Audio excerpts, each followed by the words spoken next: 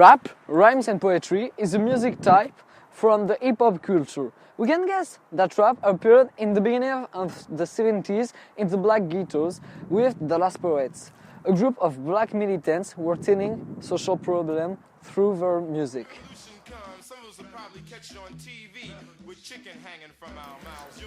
First of all, rap, born in the system with DJ Kool Herc in the Bronx in New York. This young man was animating his sister's birthday and he had a revolutionary idea. The one to use two turntables to chain up music without any breaks. With this idea, he will do many other parties and dancers will go. Herc has the idea to invite celebrities from each district in New York in order to create ambience with messages with rhymes and rhythms. Rivalities appears and this is the creation of the MC Masters of Ceremony. Rap had no real message. Singers were only talking about money, girls and etc. In 1982, Afrika Bambaataa, a rapper, comes with a message of non-violences between blacks. But the message, a song of Grandmaster Flash and the Furious Five, comes to denunciate the life in the ghettos in the USA. It's the beginning of the golden age. It's like a jungle sometimes. It makes me wonder how I keep from going on. The golden age is a period of the lyricist of raps from 1985 to 1992. One of the most important rap groups is Public Enemy with his song Fight the Power, which symbolizes the strikes with the Black Panthers with violence. Another rapper who denunciates black crime is KRS-One. He has a message of peace between black and of knowledge. During this period, rappers use the technique of sampling, which consists in taking a part of a song and repeat it and change the beat.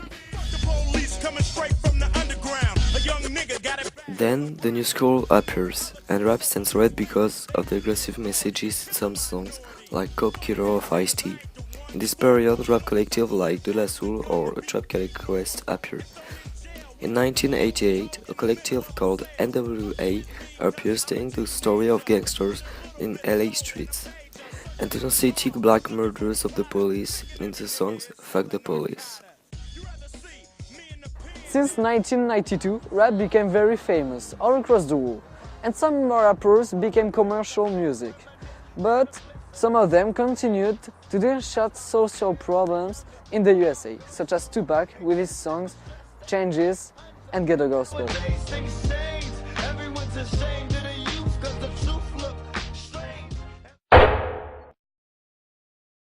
Nowadays, when we ask people what are the attributes of black artists, they will always answer gold chain. Actually, it's kind of become a cliché. But right now, we will make you take a step back into the time when Afro-Americans and some black artists were in metal chains. Let's go. As you should know, slavery is one of the most violent crimes that humanity has lived, which has lasted for several centuries. To describe the atrocities committed in a few words, black codes, humiliation and torture. This time was awful for all the black community. Actually, the first Afro-American singer used to play in their owners' plantations. The music they were playing was Negro spiritual or rock song.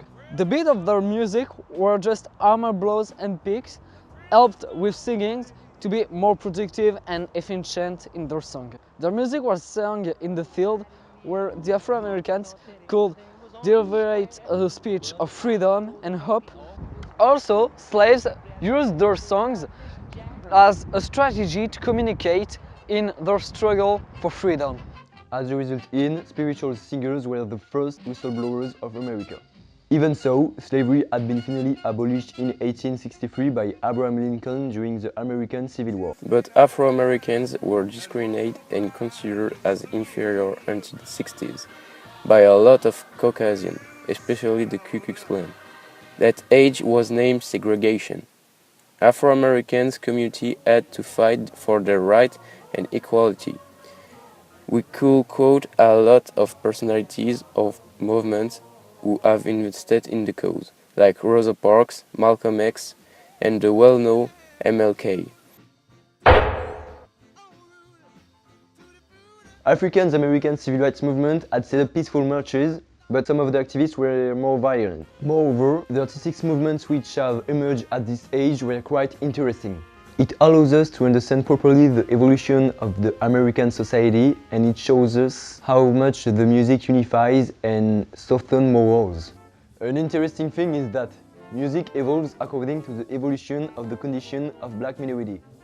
To illustrate, the blues reveals the despair of the black population through a much more political repertoire. The inevitable Strange Fruit by Billie Holiday in 1939 cannot be more politically committed. I mean, this intense song is just the masterpiece of the struggle against racism, by describing the lynching and hanging of Afro-Americans in the southern states. But now, let's talk about the arrival of Afro-Americans in the music industry. In 1920, the first disc of blues of the Black to Black is recorded by the Race Rocker. This label allows therefore the recognition of the black audience as an economic actor. Indeed, this disc was an incredible success, almost 70,000 copies sold in a week.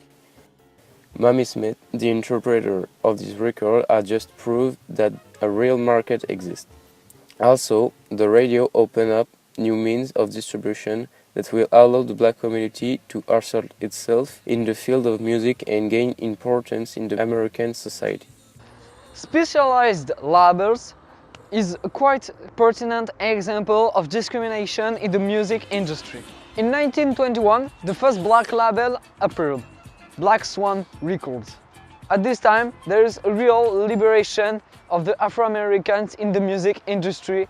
Years after years, there is the appearance of mixed labels like Sun Records, which featured great artists like B.B. King and Elvis Presley, which contribute to the creation of the famous rock and roll. Jazz legends like Duke Ellington or Louis Armstrong have been able to give credit to a black culture that had been fruited. They have accompanied the continuous struggles of their community with a powerful music which contains messages of hope and confidence in the future. In 1942, during the Second World War, the swing represented the embodiment of freedom and hope for all people. In Europe, African Americans were welcomed as heroes, and their jazz and swing were soon to conquer the Europeans.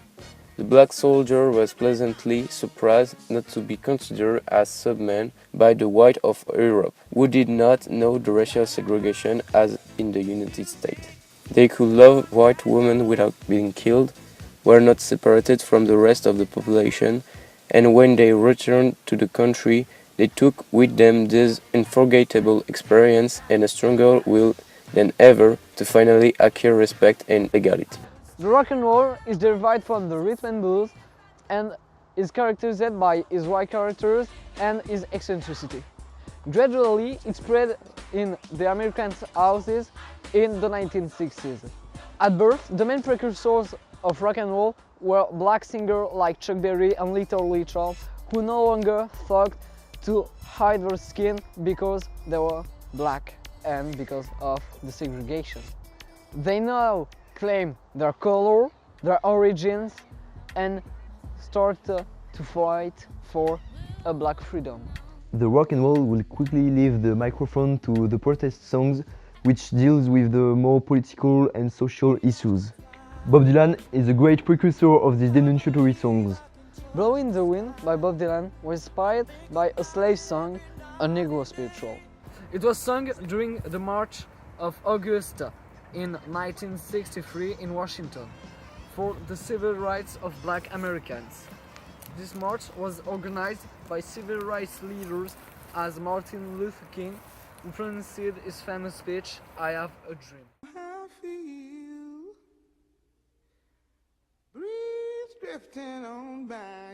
Music has always been there to denounce the worst ills of humanity. It plays the role of catalyst in the long journey that is the emancipation of African Americans. As the King said to B.B. King, music is owned by the whole universe. It isn't exclusive to the black man or the white man or any other color. It's shared in and by our soul.